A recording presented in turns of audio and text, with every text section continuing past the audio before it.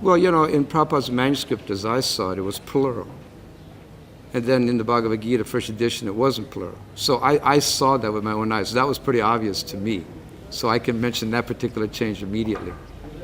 What was interesting to me was that in the course of being a trustee, especially in the very beginning, I would say that it wasn't unusual for me to receive maybe a half a dozen letters by email or by hard copy from different people pointing out errors in the Bhagavad Gita, in the Sanskrit, in the translation, in the word for word. So there were so many things of that nature that came to my attention on several occasions. In fact, that went on for several years. And every time I got it, I documented it. Then, of course, I gave it to Dravida Prabhu or Suradas, and we would keep track of these things. And then when we were going to print another run of Bhagavad Gita, then we made sure that we did those particular changes. So, I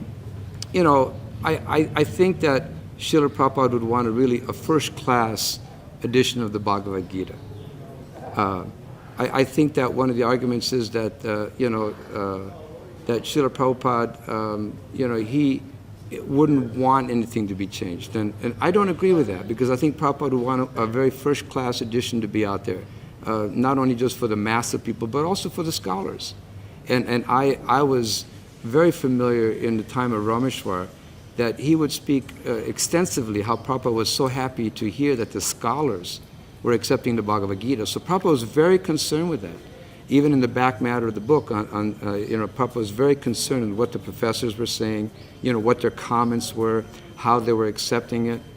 I remember Bhakti Tirtha Swami coming to Denver and telling us about how he was distributing Prabhupada's books to the professors, the colleges, universities, and how pleased Srila Prabhupada was that these professors, teachers, scholars were accepting his books.